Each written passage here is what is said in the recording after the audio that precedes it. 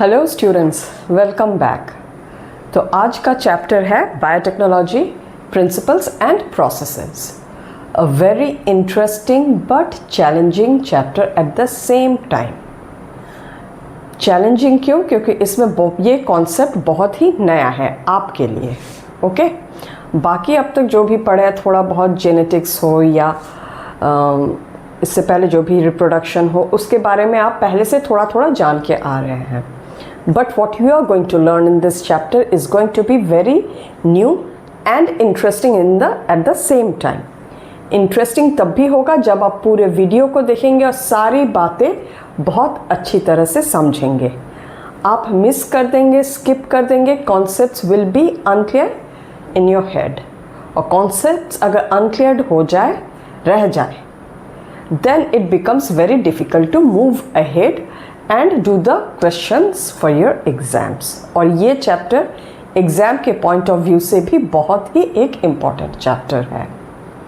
Okay, this video is going to be long. पूरे core chapter को समझाने के लिए 2 वीडियोस तो मेन होने ही वाले हैं। उसके अलावा इस चैप्टर में कुछ ऐसे टॉपिक्स हैं for which I have made a separate videos, जिनमें उन टॉपिक को बहुत डिटेल्स में मैं समझाई हूँ, because I think that it is very important कि उन बातों को भी आप डिटेल्स में समझ लें। अगर मैं मेन चैप्टर में ही सारे टॉपिक्स को बहुत डिटेल्स में समझाने जाऊँ तो the video will become unnecessarily lengthy and confusing at the same time. So कुछ वीडियोज़ के लिए मैं कुछ टॉपिक्स के लिए मैं अलग अलग वीडियोज़ बनाई हूँ, और वो क्या क्या है, as we move along within this video I'll keep on telling you. Okay, so it is my request to all the students to please watch this video completely. पूरा देखना बनता है इस वीडियो का, और इसके साथ साथ जो इसके सब्सिडियरी वीडियोस भी हैं या इसके फ्रेंड वीडियोस या सैटेलाइट वीडियोस हैं। वो सब्सिडियरी या सैटेलाइट इसलिए बोल रही हूँ क्योंकि ये वीडियो बल्क है और वो सब वीडियोस छोटे छोटे टॉपिक्स के छोटे छोटे वीडियोस हैं। ओके, तो और ज़्यादा बातें ना करते हुए let's start the chapter biotechnology principles and processes. तो students, what comes to your head when we say the word biotechnology? क्या लगता है? डू यू थिंक कि biotechnology is something very fancy, modern day offshoot of science? ये बस कुछ ही साल पहले किसी फैंसी लैब में ओरिजिनेट हुआ है ये ब्रांच, ऐसा कुछ लगता है? ऐसा ही कुछ इंप्रेशन होता है दिमाग में? ऐसा ही होता है, राइट? बट अगर मैं कहूँ, या it is in your book also, कि biotechnology is not anything new. Biotechnology is something that is very old, और ये हमारे साथ it has been with us for centuries. अब आप पूछेंगे how so? Let us take the example of very simple domestic works like दही जमाना, bread bake करना, अल्कोहल फर्मेंट करना, खानों को प्रिजर्व करना। तो ये जो मैं एग्जाम्पल्स दी हूँ अब तक, इन एग्जाम्पल्स में कॉमन क्या कुछ मिल रहा है कि if there is anything common? The common thing in all this example is an organism, या उसका एंजाइम, या उसका कुछ ना कुछ बायोमोलिक्यूल या प्रोडक्ट। तो एक तरफ एक ऑर्गेनिज्म या इट्स प्रोडक्ट्स है, दूसरे तरफ टेक्निक है। So bio and the technique combined is biotechnology. यही ओल्ड डेफिनेशन है, and since centuries this is what we know, this is what has been with us for centuries. But what we know as biotechnology today is modern biotechnology. ये उस traditional वाले से थोड़ा सा अलग है। तो ये अलग कैसे और कब हुआ? In the year 1972, 2 scientists, Stanley Cohen and Herbert Boyer, they came together and they did something that was very revolutionary. What did they do? They made the first recombinant DNA. And that formed the principle or the basis of modern day biotechnology. Clear? तो पहले हम उन scientists के individual contributions को देखते हैं, उनके background को थोड़ा देख लेते हैं, क्योंकि उनका बैकग्राउंड जो है वो आपके सिलेबस में भी, आपके चैप्टर में भी है. So it's ideal that you know it. फिर उनके कंट्रीब्यूशन को देखेंगे. How did they make the recombinant DNA and how the modern day biotechnology was founded on that, and what are its various processes and principles. So let's begin. So students, for your convenience, I have written the name of 2 scientists and all the data जो आपके syllabus में है in a tabular form. Tabular form में अगर कोई data रहता है ना तो visually it is more acceptable और याद भी जल्दी होता है. Okay? तो फर्स्ट साइंटिस्ट कौन थे? Herbert Boyer. He was born in the year 1936. What was his occupation या प्रोफेशन बोल सकते हैं? He was a professor at the university of California, where in San Francisco. और he studied the RE of E coli. RE means what? Restriction enzymes. Observation क्या था उनका कि restriction enzymes cut DNA, produce sticky ends. And second observation was, ये इनको bullet कर दीजिए. Okay, this is the first, this is the second. Sticky ends make pasting a precise exercise. अब यहाँ आप सोच रहे होंगे कि what is sticky end, what is pasting exercise. So don't worry, as the chapter progresses you will get to know everything. अभी खाली data को याद कर लीजिए. Stanley Cohen, he is the second scientist. He is the second scientist, and by profession also he is a scientist. He was a scientist at Stanford and he was studying plasmids. Or he found a way to move, transfer plasmid from one bacteria to another, from one cell to another. So in the year 1972 Boyer and Stanley came together. उनका ये अपना previous knowledge तो था ही. They combined their knowledge and they combined it with the technique of DNA splicing. And what did they do? They combined segments of DNA as per desired configuration and inserted that DNA into a bacterial cell. अब वो bacterial cell then what? Then it became the unit for manufacturing of the protein for that DNA, and it started making the product of the DNA that was inserted into it. So this was the first time a recombinant DNA was created in the history of biotechnology.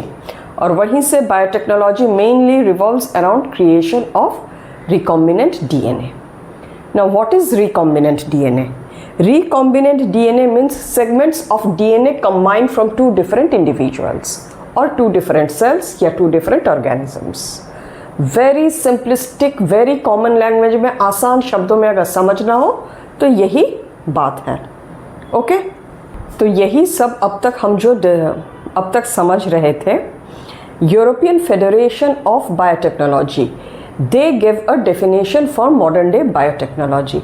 वो क्या है एक बार देख लेते हैं. Okay, तो EFB definition for biotechnology क्या है? EFB means European Federation of biotechnology.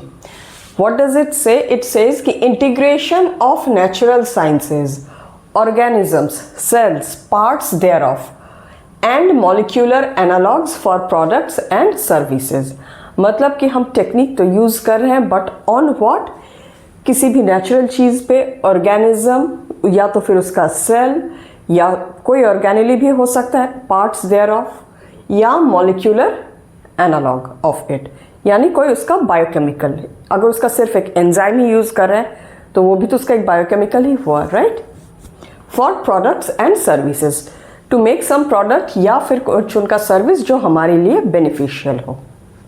Okay, तो मॉडर्न डे बायोटेक्नोलॉजी, इसके 2 कोर प्रिंसिपल्स हैं. What are the 2 core principles? तो the 2 core principles of biotechnology क्या है? First is genetic engineering, second is bioprocessing engineering. Genetic engineering क्या है? Genetic engineering is the entire, you can say it's an umbrella term which revolves around making of RDNA. RDNA मतलब क्या? Recombinant DNA. Using what? RDNA technology, यानी recombinant DNA technology. ये हो गया इसका first part.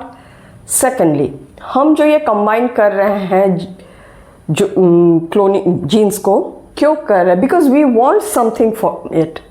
और जीन्स अपने आप को एक्सप्रेस करते कैसे हैं? By making a protein. Ultimate तो उनका वही होता है ना, they express themselves through a protein. तो कुछ ना कुछ प्रोडक्ट उनसे मिलता है। अब जो प्रोडक्ट हमें मिलने वाला है, bioprocessing engineering revolves around maintenance of the conditions so that वो प्रोडक्ट्स को कमर्शियली बनाया जा सके। ओके, यही 2 कोर स्टेप्स हैं। अब हम इन 2 कोर्स प्रिंसिपल्स को देखेंगे। तो लेकिन ये देखने से पहले सबसे पहले let us have a look कि Stanley and Boyer how did they make the first rDNA या रिकॉम्बिनेंट डीएनए। ओके, तो मैं अब पूछने वाली हूँ कि अब तक जो समझाई हूँ क्या वो समझ में आ रहा है? Please let me know in the comment section कि मैं जैसे समझा रही हूँ, am I being able to make biotechnology easier for you to understand? If so, एक लाइक तो अभी बनता ही है, बिना लाइक के आगे बढ़ना मत।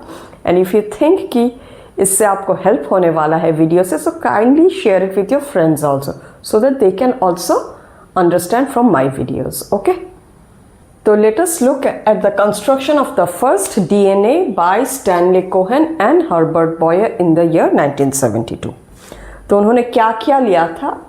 दे लिंक्ड एंटीबायोटिक रेजिस्टेंट जीन। किस पे लिंक किया था? In plasmid of the bacteria Salmonella typhimurium. Okay, तो let's think this is the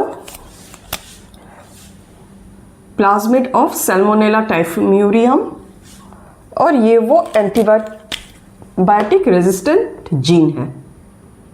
okay, तो पहले क्या किया था? दोनों को काटना तो पड़ेगा। Please don't be very overwhelm कि बहुत हाई फाई कुछ हो रहा है। जस्ट आप समझ लीजिए कि आप कोई स्कूल का प्रोजेक्ट कर रहे हैं जूनियर क्लास में। तो जैसे जूनियर क्लास में आप पेपर के टुकड़े को काटते हैं, एक कलरफुल पेपर के टुकड़े को, उसे किसी और पेपर से चिपकाते हैं, राइट? तो काटने के लिए आपको क्या चाहिए? Scissors in real world. तो यहाँ पे भी काटने के लिए क्या चाहिए? Restriction enzymes. रेस्ट्रिक्शन एंजाइम वो होते हैं जो डीएनए को काटते हैं, इसीलिए इन्हें मॉलिक्यूलर सीजर्स भी कहा जाता है। ओके, और जॉइन जैसे हम ग्लू से करते हैं वही काम यहाँ लाइगेज एंजाइम कर रहा होता है। लाइगेज एंजाइम फिर दोनों सेगमेंट को चिपका देते हैं।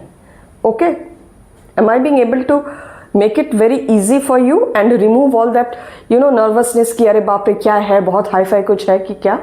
तो बहुत सिंपल तरीके से समझियो and I am trying to break it as much as I can into simpler steps. तो coming back to their experiment, ये है वो gene which provides resistance for antibiotic और ये है the plasmid of Salmonella typhimurium. दोनों को काट लिया विद दिस। लेट्स अज्यूम कि only this portion of the DNA molecule, ये पूरा एक डीएनए मॉलिक्यूल है, खाली यहीं पर वो जीन है which is providing resistance for the antibiotic. तो आर से काट लिया उन्होंने, राइट? ये फ्रेगमेंट्स हो गया और यहां पे भी काट लिया, दोनों को ही तो काटना है। फिर they join the gene with the plasmid of Salmonella typhimurium. इसको भी आप for your convenience you can make it double stranded. तो जैसे ही ये प्लाज्मिड को, अब ये प्लाज्मिड क्या हो गया? इस प्लाज्मिड में क्या खाली अपने ही जीन्स या अपना ही जेनेटिक मटेरियल है, अपना ही डीएनए है? No, now this plasmid is a combination of its own genetic material as well as the genetic material of a foreign gene. तो हो गया ना ये रिकॉम्बिनेंट डीएनए। अब यहां से यहां पूरे डीएनए मॉलिक्यूल को अगर हम देखें तो it has components of 2 different cells या 2 डिफरेंट ऑर्गेनिजम्स, राइट? तो हो गया ये रिकॉम्बिनेंट डीएनए। नाउ ये जो रिकॉम्बिनेंट डीएनए है इसमें क्या क्या चेंजेस देखने को मिला था? बिकॉज इस प्लाज्मिड में एक एंटीबायोटिक रेजिस्टेंस जीन था, तो this entire plasmid became resistance for antibiotic. Clear? और प्लाज्मिड है तो ये जहाँ भी जिस सेल को अटैक करेगा वहाँ पे it will proliferate, because plasmids are capable of independent replication, right. तो ये एक इंडिपेंडेंट वेक्टर भी हो गया फॉर दिस जीन। उसके बाद उन्होंने क्या किया, the next phase was to put this plasmid into the cell E coli. So let us take, ये एक ई कोलाई बैक्टीरिया है, ये उस बैक्टीरिया का अपना जीनोम है, and then this is the recombinant DNA और द मॉडिफाइड प्लाज्मिड, राइट। इसके बाद जैसे जैसे ये ई कोलाई डिवाइड करेगा,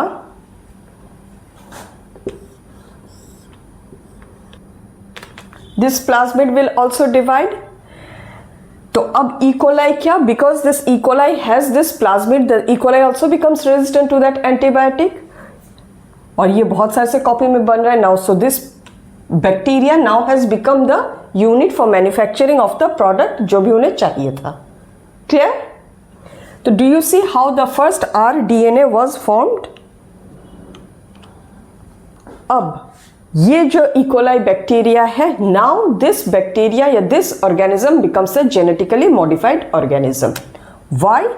बिकॉज ये पूरा एक ऑर्गेनिज्म है, इसके अंदर अपना जीनोम है, प्लस एक कुछ और भी जीनोम है पूरा, right. So now this is a GMO, genetically modified organism. So what is a genetically modified organism? It is nothing but a host plus a functional rDNA. Clear? ये हो गया functional rDNA। समझ में आया what was their first experiment and what is a rDNA और कैसे उन्होंने किया था? This is the beginning of modern day biotechnology, okay, and this is the beginning of GMO also. तो GMO बनाने के लिए क्या 3 स्टेप्स हम देख रहे हैं। फर्स्ट ऑफ ऑल, जो जीन है जो हमें चाहिए जिससे कि वो डिजायर्ड प्रोडक्ट मिल सकता है या डिजायर्ड कैरेक्टर मिल सकता है या you can say the desired phenotype मिल सकता है, okay. First is to identify that gene of interest, then उसको एक वेक्टर के साथ इंटीग्रेट करना है, and the second step is to put it in a host where it can multiply.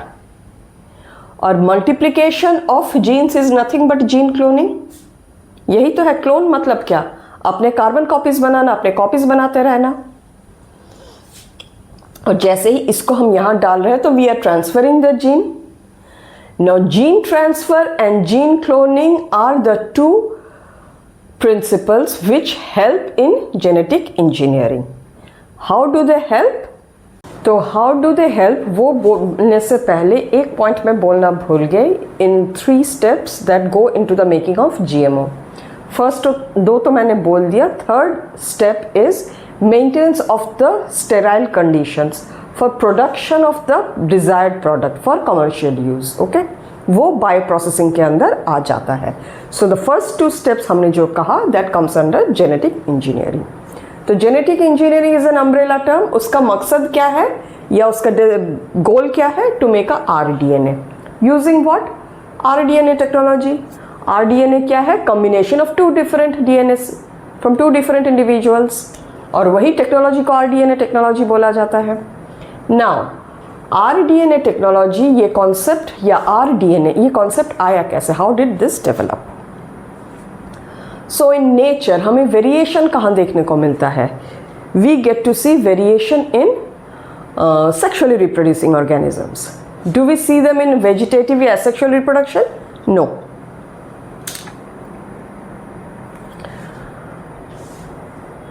तो and humans, since ages we have been doing hybridization program for what? Plants as well as animals. तो वहाँ पे भी क्या होता है? We are many times able to get the desired character, but कभी कभी desired के साथ साथ undesired characters भी आ जाते हैं, right? तो वो चैलेंज यहाँ पे भी तो हो सकता है। जब हम रिकॉम्बिनेंट DNA के लिए जीन ऑफ इंटरेस्ट को काट के ला रहे हैं, उसके साथ शायद कोई अनडिजायर्ड जीन भी आ जाए। To take care of that big challenge on making of our DNA, these two principles, gene cloning and gene transfer, help. How so? जैसे जैसे हम प्रोसेस को पढ़ते जाएंगे, everything will become clear.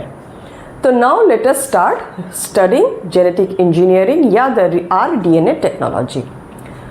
our DNA technology के processes को समझने से पहले it is very important you know the different tools for our DNA technology. It is much like जैसे आप कोई रेसिपी बनाने वाले हो, तो without knowing the ingredients you don't go to the process or the steps of cooking, right? Ingredients का समझ होना भी बहुत ज़रूरी है. Same here, let us study the tools that goes into the making of an rDNA. Okay? समझा पा रही हूँ? Clear हो रहा है? So please let me know in the comment section if I am being able to make it easier for you. So here's a list of tools required for rDNA technology. सबसे पहले है enzymes, फिर vector, फिर host. These are the tools. Okay? Gel electrophoresis और PCR ये दो processes है. जैसे हमने कहा था ना कि desired के साथ साथ undesired भी तो genes आ जा सकते हैं. So we fragment it, right? तो फ्रेगमेंट्स को अलग करने के लिए एक प्रोसेस होता है जेल इलेक्ट्रोफोरेसिस. इसके लिए मैं एक अलग से वीडियो भी बनाऊंगी टू एक्सप्लेन द प्रोसेस. फिर पीसीआर. अब जो जीन ऑफ इंटरेस्ट हमें है वो हमारे लिए बैठा तो नहीं रहता कि मैं ह्यूमन काइंड के लिए एक जीन ऑफ इंटरेस्ट होने वाली हूँ तो मैं अपने खूब सारे से कॉपीज़ बना के रखूँ. वो तो हमें ज़रूरत है उसकी, तो we take that gene of interest and we amplify it. उसके खूब सारे से कॉपीज़ बनाती हूँ using the technique of PCR. इसके लिए भी मैं एक अलग वीडियो बनाई हूँ. तो I would request you all कि आप ये दोनों के भी जो अलग अलग छोटे छोटे वीडियोज़ हैं उन्हें देख लें so that you understand them in detail. और इनका जो एप्लीकेशन होगा वो next you will get to know as we move ahead with the core of the chapter. Okay, तो let us look into the enzymes required और क्या क्या enzymes हैं इन डिटेल. तो एंजाइम्स तो काफ़ी तरह के चाहिए होता है, but the 3 main enzymes that are required and that is in your syllabus. एक है द न्यूक्लियसेस एंजाइम, दूसरा है लाइगेज, तीसरा है पॉलीमरेज. ओके, हम यही 3 एंजाइम के बारे में पढ़ेंगे. बाकी भी है like polynucleotide kinase, alkaline phosphatase, but that is not mentioned in your syllabus, so we are not going to be bothered about those enzymes. तो सबसे पहले देखते हैं न्यूक्लियस एंजाइम क्या है.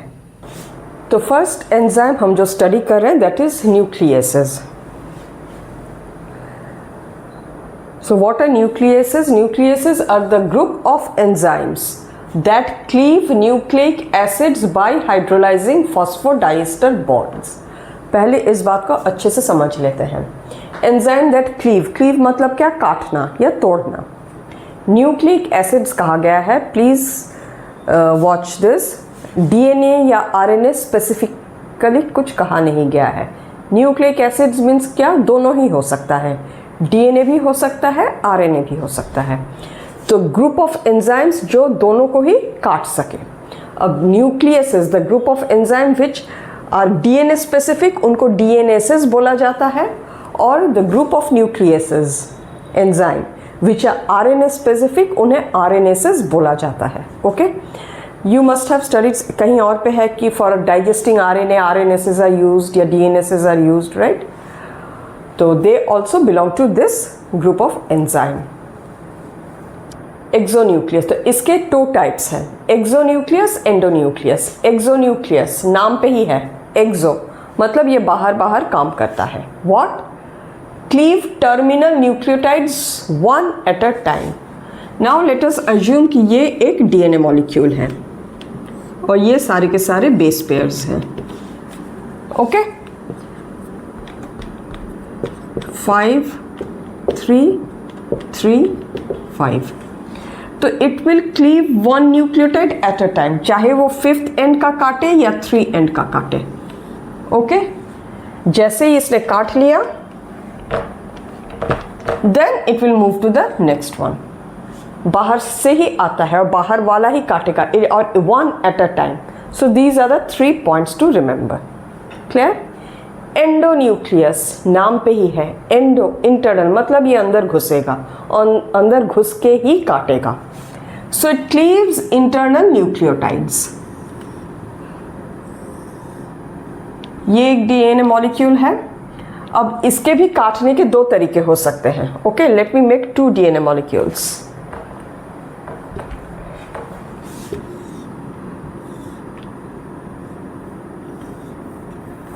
ओके, या तो ये बिल्कुल बीच में से स्ट्रेट काट दे and it produces blunt ends. अगर ये बिल्कुल स्ट्रेट काट देता है, so we have a fragments which are exactly like this, right?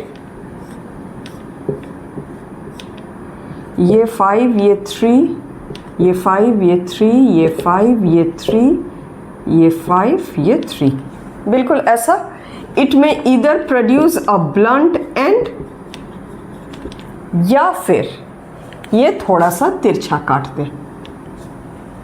In this case fragments कैसे होंगे?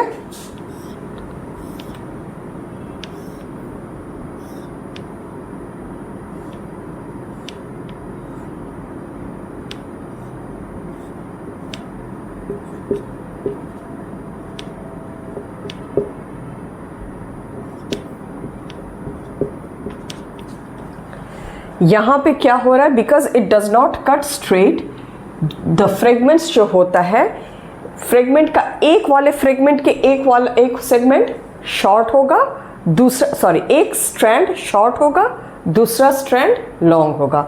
अपोजिट वाले में बिल्कुल उसका अपोजिट एडजेसेंट स्ट्रैंड जो है वो लंबा होगा और इस लंबे वाले स्ट्रैंड के एडजेसेंट में जो स्ट्रैंड आ रहा है वो शॉर्ट होगा. And they are called sticky ends. Why are they called sticky ends? Because these ends are ready to form hydrogen bond again and to come back and paste with each other. Okay? इसीलिए उन्हें sticky ends बोला जाता है. And this stickiness makes the job of the ligase enzyme easy to paste them. Okay? तो ये हो गया कि एक्सोन्यूक्लियसेस और एंडोन्यूक्लियसेस कैसे काटते हैं. अब एंडोन्यूक्लियस के अंदर भी कुछ कुछ डिफरेंट टाइप्स ऑफ एंडोन्यूक्लियसेस होते हैं. सो let us look into it. तो अब फाइनली हम आते हैं रेस्ट्रिक्शन एंडोन्यूक्लियस में. एंडोन्यूक्लियसेस का ही एक टाइप होता है restriction endonucleases. What are they? Endonucleases that cleave at specific nucleotide sequences called recognition sequence या recognition site, which is 4 to 8 base pair long, are called restriction endonucleases. Okay, ये काम कैसे करते हैं? Like we have a DNA molecule. तो ये पूरे length को इंस्पेक्ट करता है यहाँ से शुरू करके. जैसे ही इसको अपना वो बेस मिल जाता है, that specific base जो इसे चाहिए, which is maximum 4 to 8 base pair long, that is where it makes the cut. Clear है? और ये रेस्ट्रिक्शन एंडोन्यूक्लियस ये फर्स्ट 1963 में कुछ एंजाइम्स आइसोलेट किए गए थे which were restricting the growth of the bacteria E coli. तो उनमें 2 एंजाइम्स आइसोलेट किए गए थे. One enzyme was responsible for adding methyl to the DNA और दूसरा enzyme was cutting the DNA. और जो which was responsible for cutting the DNA उसको रेस्ट्रिक्शन एंडोन्यूक्लियस कहा गया था. Now this restriction endonuclease is further of 3 types: RE1, RE2 and RE3. We are not bothered with RE1 and RE3 because it is not in your syllabus. Moreover, biotechnological purposes के लिए खाली RE2 ही use होता है. Okay, इन सब ये जो बाकी 2 enzymes है दे क्लीव और उनका मिथाइलेशन का भी काम एक साथ होता है. इसका खाली क्लीविंग का काम होता है, खाली ये काटता है. ओके, और ये RE2 रेस्ट्रिक्शन एंडोन्यूक्लियस टाइप 2 ही वो RE है विच requires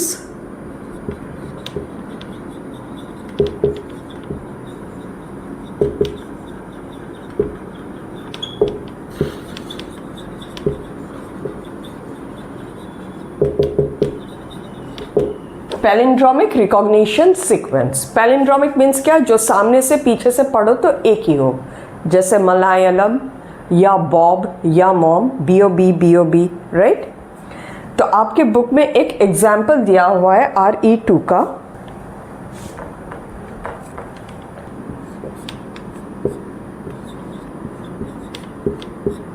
The restriction enzyme is EcoR1. It is a type 2 restriction endonuclease या restriction enzyme.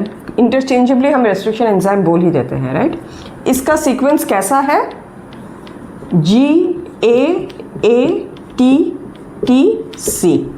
ये 5th एंड हो गया, ये 3rd एंड हो गया, ओके। ये एक स्ट्रैंड हो गया, राइट। अब दूसरे वाले स्ट्रैंड में अगर हम आए,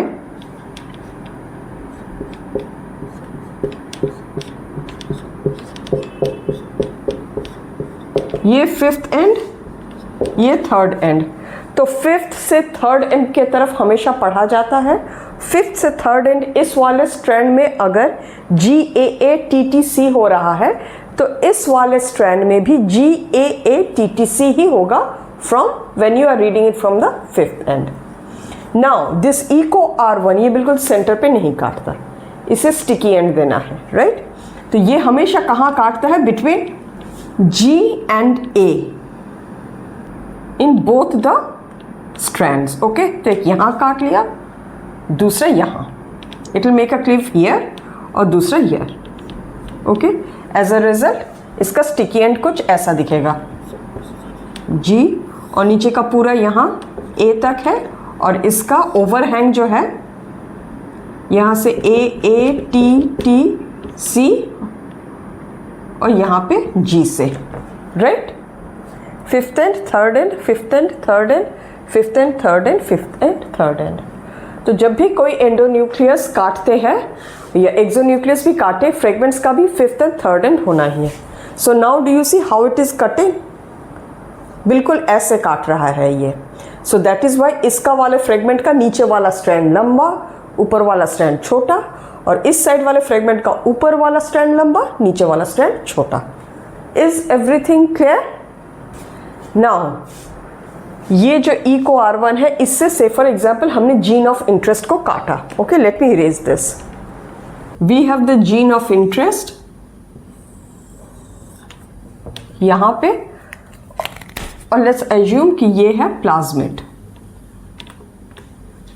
तो अगर हम जीन ऑफ इंटरेस्ट को EcoR1 से काट रहे हैं तो उसका पैलिंड्रोमिक रिकॉग्निशन साइट क्या है, से फॉर एग्जाम्पल यहीं पे वो है GAATTC, यहाँ पे है, ओके। और इसका यहाँ पे है GAATTC।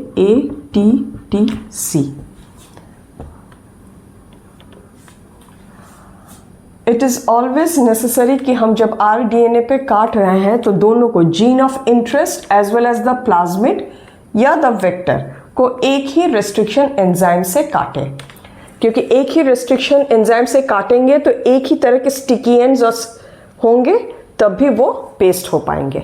ऐसा नहीं हो सकता, the experiment will become futile अगर आपने इसको काटने के लिए EcoR1 यूज़ किया है और इसको काटने के लिए Hinds2 नहीं होगा। You have to use the same sticky, same RE।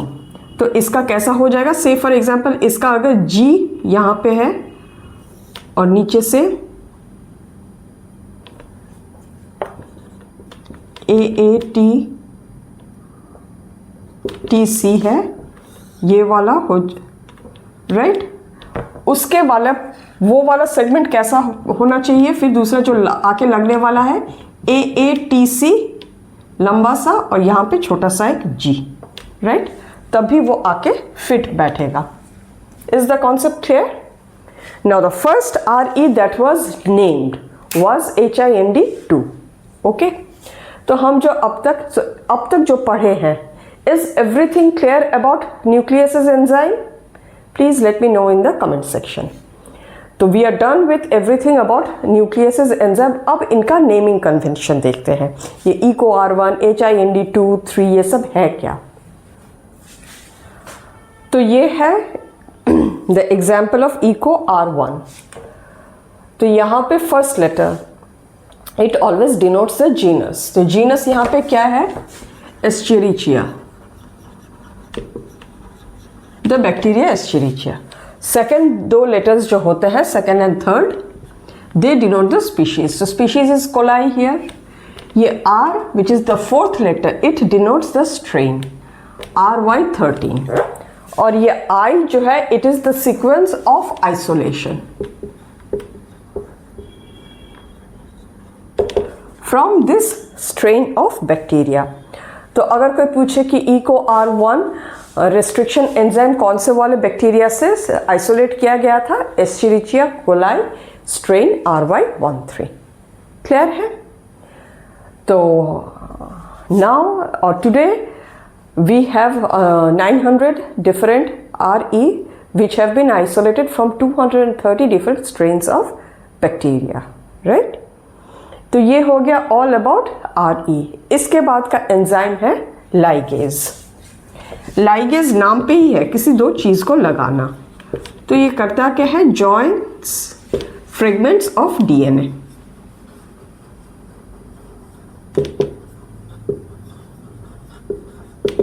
Right? T for DNA ligase is one of the commonly used ligase enzyme for biotechnology experiments. तो अब तक हमने जो दो एंजाइम्स देखे RE as well as ligase, उनका एक बार real life में कैसे यूज होता है देख लेते हैं scene. So this is the DNA molecule और इसी पे फॉरेन DNA मॉलिक्यूल जिसमें हमारा जीन ऑफ इंटरेस्ट छुपा हुआ है और ये है वो प्लाज्मिड। तो first step is what? You digest them with the same restriction enzyme. तो क्या करेगा? This has made a fragment here, ये है हमारा जीन ऑफ इंटरेस्ट और प्लाज्मिड को भी यहां से काट लिया है, right? This is what they have. This is the first step. Same RE। अब यहां पे लाइगेज, इसको और इसको सेम पेट्री डिश पे रख के या सेम डिश पे रख के उस मीडियम पे लाइगेज एंजाइम छोड़ दिया जाता है and ligase does it work and now the plasmid has become an RDNA। तो दोनों एंजाइम्स का यूज हमने देख लिया। अब इसको इस होस्ट में घुसाया जाता है which is an E. coli। Let's take for example, जैसे ही the E. coli is dividing, these plasmids are also making multiple copies of themselves. So how are they able to make multiple copies of themselves? ये तो अपना DNA polymerase carry नहीं करते। This is where the enzyme DNA polymerase comes and that is going to be our third enzyme, DNA polymerase. It uses the DNA polymerase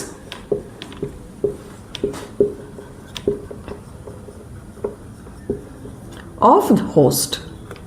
Clear है? DNA polymerase enzyme के बारे में आपने replication of DNA में in details पढ़ा है। It is the same thing here. DNA polymerase helps in synthesis of new strands. उसको एक प्राइमर चाहिए होता है। Synthesis always occurs from 5 to 3 direction. Clear? It is the same thing.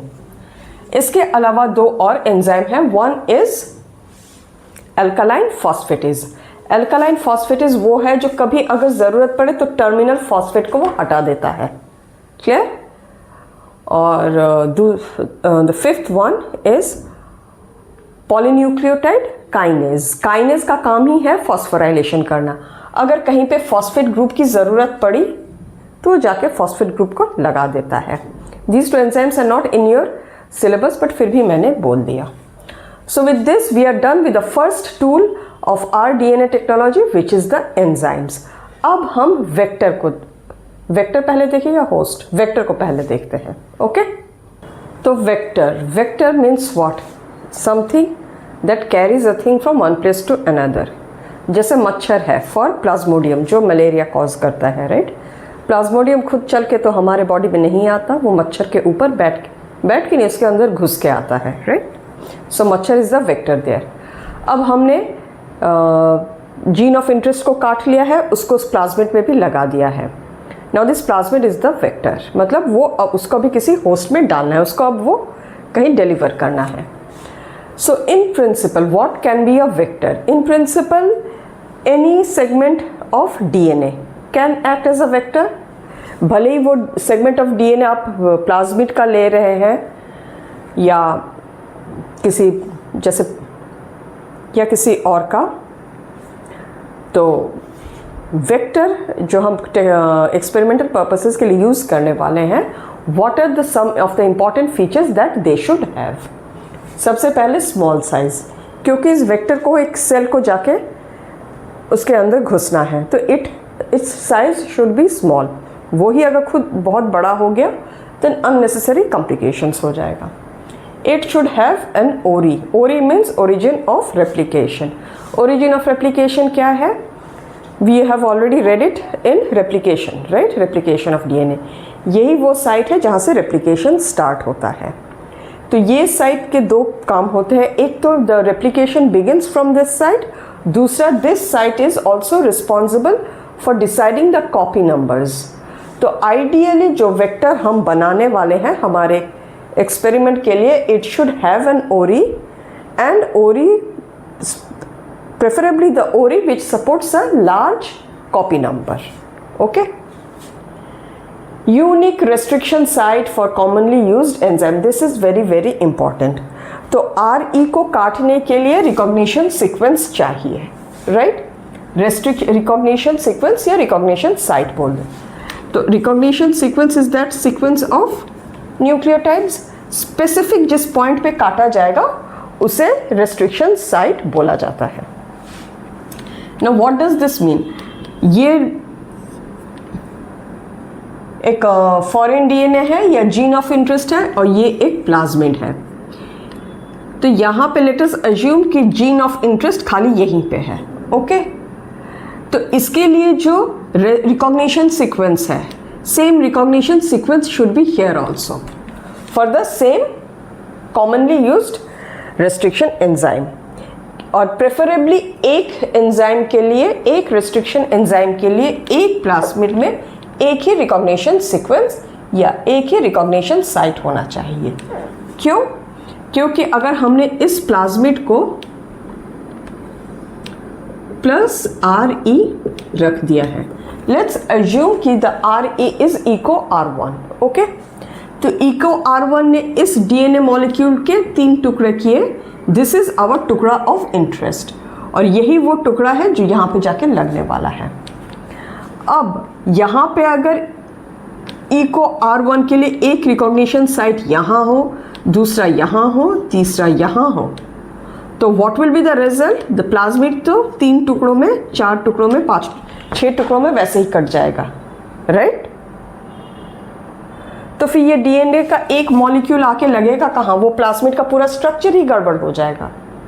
That is why for each and every enzyme, each and every plasmid जो हम use करने वाले हैं या द वेक्टर जो हम यूज करने वाले हैं, उसमें there should be only one restriction site for one RE। Clear? तो अगर इको RI के लिए एक है, यहाँ HIND2 के लिए एक है, HIND3 के लिए एक है, BAM1, ये सारे के सारे रेस्ट्रिक्शन एंजाइम्स हैं, इनके लिए एक एक रिकॉग्निशन साइट होना चाहिए उस वेक्टर में। क्लियर? ये खाली एग्जाम्पल्स और नाम देके समझा रही हूँ। समझ में आ रहा है कि वेक्टर में क्यों यूनिक रेस्ट्रिक्शन साइट और सिर्फ एक ही होना चाहिए for the same common enzyme.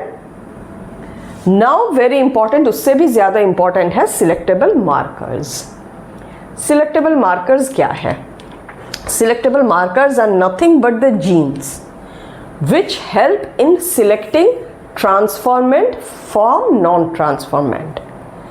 Okay, बोल दे रही हूँ, I have already made a video on vector and plasmid as a vector. So I would request कि please go and watch that video, क्योंकि उसमें मैंने सब कुछ बहुत डिटेल्स में समझाया हुआ है। अगर उस वीडियो को आपने देख रखा है और अगर आपने समझ लिया है तो understanding this will become very easy. So now selectable markers. Selectable markers को अभी मैं बहुत ही डिटेल्स में समझाने वाली हूँ, क्योंकि ये कन्फ्यूजन बच्चों में बहुत रह जाता है। नो, डेफिनेशन वाइज तो सिलेक्टेबल मार्कर्स वो जीन्स है जिससे कि ट्रांसफॉर्मेंट और नॉन ट्रांसफॉर्मेंट को हम अलग कर सकते हैं, बट ये तो डेफिनेशन है, खाली एग्जाम में मग करके लिख लेने के लिए काफ़ी है, समझ में से कुछ नहीं आने वाला इस डेफिनेशन से। इसको समझने के लिए first we have to go a little back. तो अब तक हम rDNA बना रहे थे, मतलब प्लाज्मिड में एक फॉरेन DNA घुसा रहे थे। सो उसके लिए क्या यूज कर रहे थे? Restriction enzyme. Restriction enzymes are called what? Molecular scissors. अब वो मॉलिक्यूलर सीजर्स है, इसका मतलब ये तो नहीं कि साइंटिस्ट ने एक तरफ प्लाज्मिड लिया, दूसरी तरफ जीन ऑफ इंटरेस्ट, दोनों को लेके माइक्रोस्कोप के नीचे सीजर से काट काट के घुसा रहे हैं। ऐसा तो नहीं होता, खाली नाम ही मॉलिक्यूलर सीजर पर है, तो वो enzyme he. So how does that thing is done? एक पेट्री डिश या टेस्ट ट्यूब, वहाँ पे मीडिया पे, सुटेबल मीडिया पे जहाँ जो भी कंडीशंस चाहिए होते हैं, that conditions are given and RE plus DNA को छोड़ दिया जाता है, राइट? दोनों ही, the DNA, the gene of interest as well as the plasmid. अब जैसे ही दोनों के टुकड़े हो जाते हैं, फिर उसमें क्या ऐड कर दिया जाता है? Ligase. DNA plasmid plus ligase, right? Ligase का काम क्या है?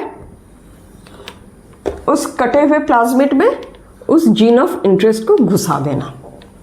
बस इन्हें तो एक साथ रख दिया जाता है ना। This is a life process. तो लाइफ प्रोसेस कोई मशीन तो है नहीं कि हर एक प्लाज्मिड में बिल्कुल इक्वली हो गया है। कुछ कुछ प्लाज्मिड्स में शायद वो इंसर्ट चला जाए, कुछ कुछ प्लाज्मिड्स में वो नहीं जाता।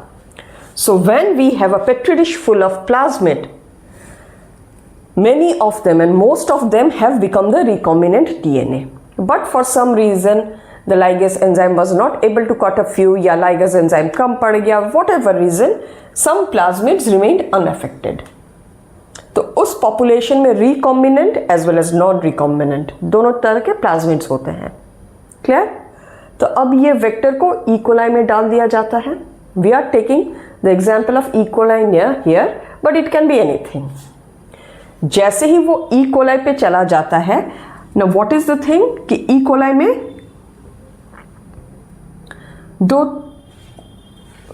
एक मिनट, तो E. coli एक तरफ, this is the E. coli plus plasmids को छोड़ दिया गया। अब यहां दो तरह के प्लाज्मिड है, एक प्लाज्मिड विद द इंसर्ट और एक प्लाज्मिड विदाउट द इंसर्ट। अब this plasmids are attacking the E. coli। तो रिजल्ट क्या होगा? हमारे पास 3 सिनेरियोज होंगे। क्या 3 सिनेरियोज होंगे? एक E. coli without any plasmid, plasmid इस पे अटैक नहीं कर पाया। एक E. coli with the plasmid which does not have the insert, या नॉन रिकॉम्बिनेंट प्लाज्मिड उसमें चला गया। और एक फाइनल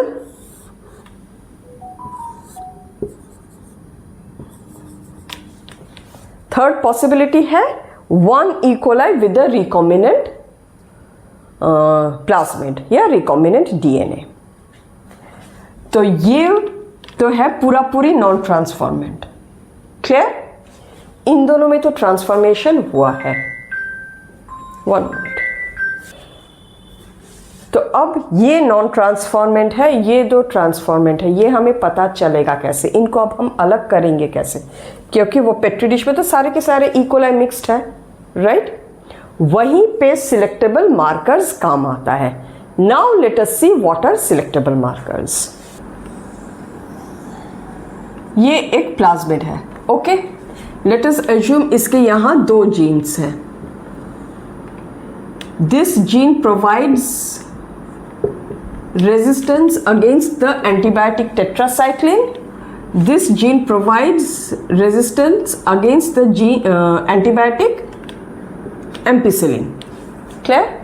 अब हमें इसमें gene of interest घुसाना है, या we have to put the insert या the foreign DNA। तो अगर हम उस DNA को ऐसे एक एरिया में घुसा सके, like here, oops,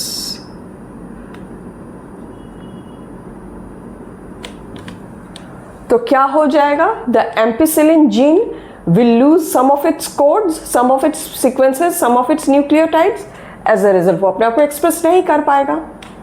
तो ऐसे ही एक रिकॉम्बिनेंट डीएनए में जहाँ पे जीन ऑफ इंटरेस्ट को ऐसे किसी जीन में घुसाया गया है जिससे वो जीन एक्सप्रेस ना कर पाए, that helps in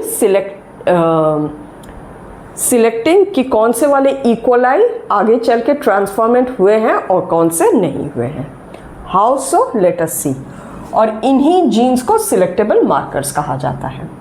so let us assume कि हमने एक प्लाज्मिड लिया और उसके टेट्रासाइक्लिन वाले जीन में अपना जीन ऑफ इंटरेस्ट घुसा दिया, क्लियर, और एम्पिसिलिन बिल्कुल सही सलामत है। Okay, now this is the recombinant DNA. अब इस recombinant DNA plus E coli को हमने रख दिया एक साथ। Now we have 3, okay, so I am missing one thing. पहले ये क्या, तो उस प्लाज्मिड वाले पॉपुलेशन में कुछ ऐसे प्लाज्मिड है और कुछ ऐसे प्लाज्मिड है जिनमें कि कोई सा भी जीन ऑफ इंटरेस्ट घुस ही नहीं पाया। उसका ये एम्पिसिलिन वाला जीन भी सही है, टेट्रासाइक्लिन वाला जीन भी सही है। अब प्लस ई कोलाई है, तो ई कोलाई पे 3 तरीके के अब ई कोलाई मिलेंगे आफ्टर वी इंक्यूबेट देम। अब देखते हैं कि सिलेक्टेबल मार्कर्स को कैसे काम में लाया जाता है। तो अब हमारे पास 3 तरह के बैक्टीरिया या 3 तरह के होस्ट सेल है। नाउ वी नो कि we have put the gene in tetracycline वाला जीन। तो अब जो ये प्लाज्मिड है, it cannot code for resistance against tetracycline antibiotic. By the way, what is transformation? Transformation is nothing but the transfer of a vector with a insert into a host cell. और जैसे ही वो अगर घुस जाए तो उसको transformant बोलते हैं, उस होस्ट सेल को तो ट्रांसफॉर्मेंट बोलते हैं कि इसका ट्रांसफॉर्मेशन हो चुका है। अगर वो प्लाज्मिड नहीं घुस पाया तो उसको नॉन ट्रांसफॉर्मेंट बोलते हैं। तो इसीलिए सबसे पहले क्या, पूरे के पूरे सैंपल्स को लेके हम कहाँ पे ग्रो करेंगे? इन अ पेट्री डिश जिसके मीडियम पे वो है एम्पिसिलिन।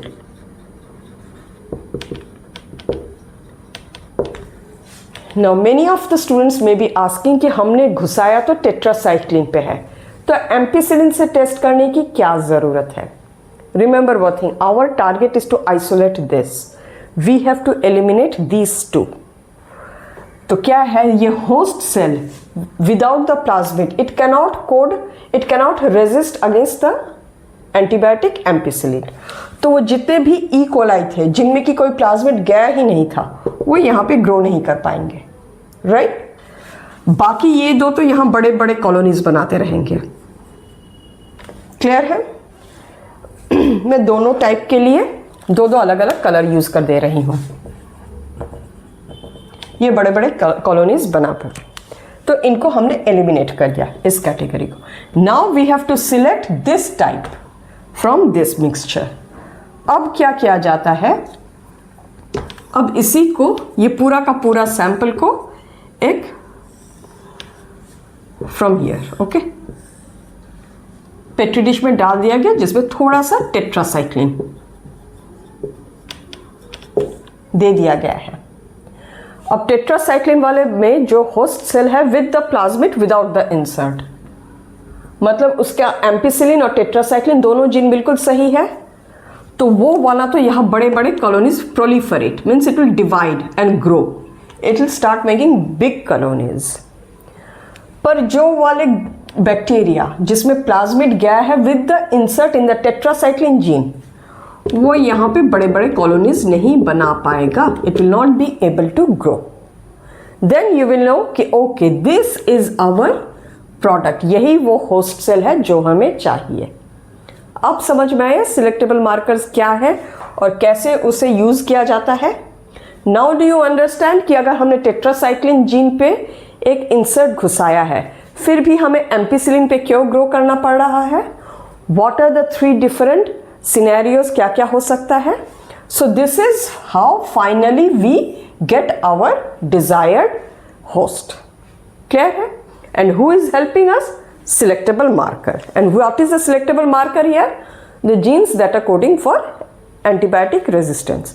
ये उल्टा भी हो सकता है, आप एम्पिसिलिन पे भी घुसा सकते हैं, तब टेट्रासाइक्लिन से करेंगे आप एलिमिनेट, राइट? बट ये क्या, ये एक बहुत ही कम्बरसम मेथड है। सैम एक बार इस प्लेट पे ग्रो करो, फिर इस प्लेट पे ग्रो करो। इससे ईजियर वे है टू यूज़ द, और वो कौन से वाले प्लाज्मिड में है, that is in the plasmid PUC199। उस वाले प्लाज्मिड में there is a gene called lacZ gene. LacZ gene बोले तो कुछ याद आया? Regulation of gene expression. LacZ gene it codes for beta galactosidase enzyme, right. तो PUC199 प्लाज्मिड में जो जीन है which codes for beta galactosidase enzyme in presence of lactose, वो ब्लू कलर्ड कॉलोनीज बनाता है। Okay, let me take a blue coloured thing. It produces blue coloured colonies in presence of lactose. अगर हम उस वाले plasmid के, से for example this is the lacZ gene, यहाँ पे कुछ इंसर्ट कर देते हैं, तो ये हो गया इंसर्शनल इनएक्टिवेशन। इंसर्ट किया इसीलिए जीन इनएक्टिवेट हो गया। तो ये बहुत इजी है, इस तरह से हमने किया और फिर उसको लैक्टोज वाले मीडियम में ग्रो करेंगे। इफ जो ट्रांसफॉर्मेंट्स है वो कलरलेस कॉलोनी बनाएगा और जो नॉन ट्रांसफॉर्मेंट है वो बड़े बड़े ब्लू कॉलोनीज बनाएगा। तो इसमें एक ही पेट्री डिश से हम अपने डिजायर्ड होस्ट अलग कर सकते हैं। This is a much less way of selecting transformants from non transformants. Okay, और भी बहुत सारे से तरीके हैं, but these are the 2 examples that is given in your book. Clear है सब कुछ?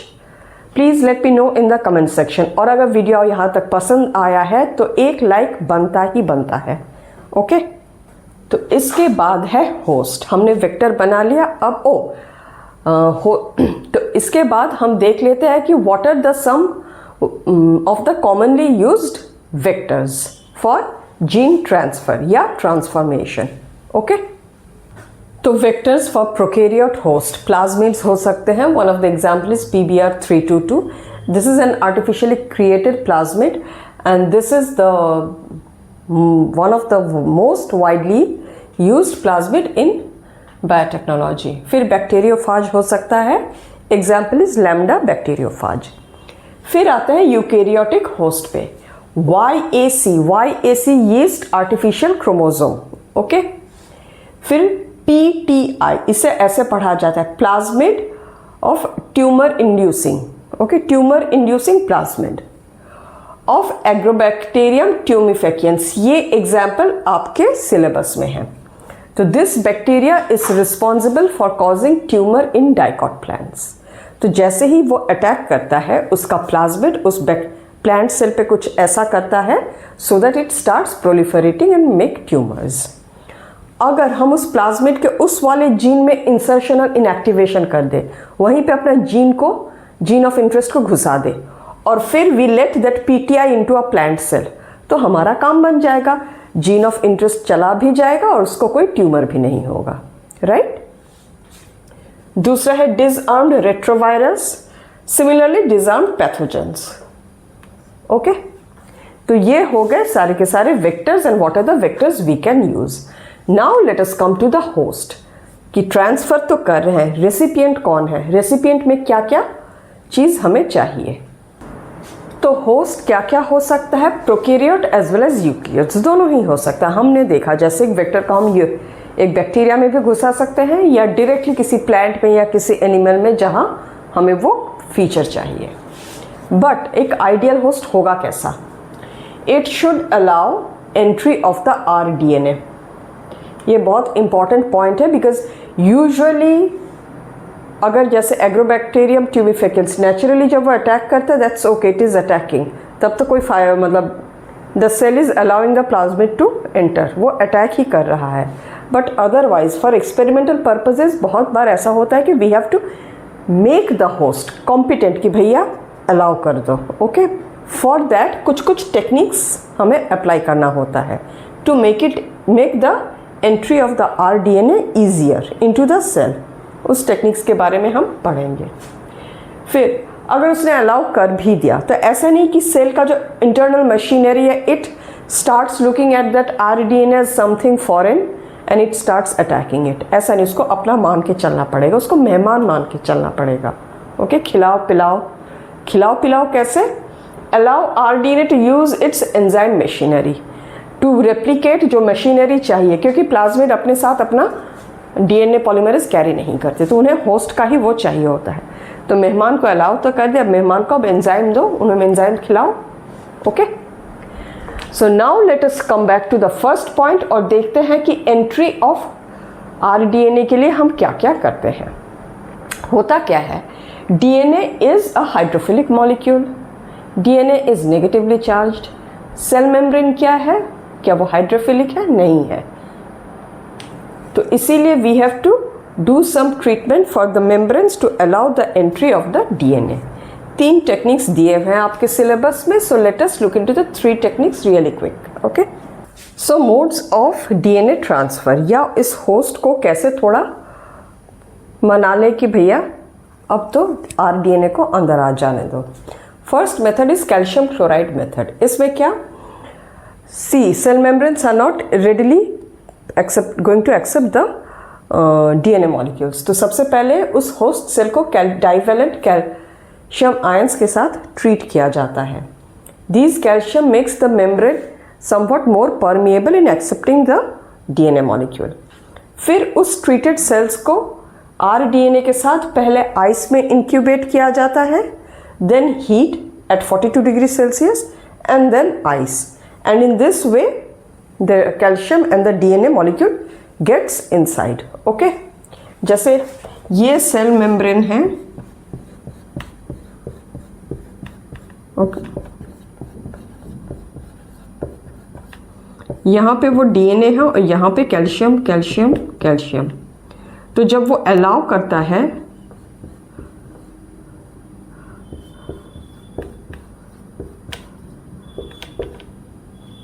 ये डीएनए मॉलिक्यूल और चारों तरफ कैल्शियम।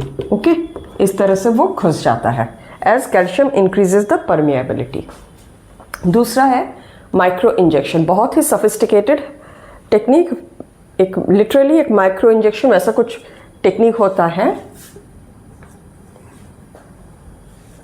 जिससे कि यहाँ rDNA is injected directly into the nucleus of the cell, और ये सुइटेबल है फॉर एनिमल सेल्स। फिर आते हैं बायोलिस्टिक गन्स या जीन गन्स। इसमें क्या, बहुत हाई वेलोसिटी गोल्ड या टंगस्टन के पार्टिकल्स लिए जाते हैं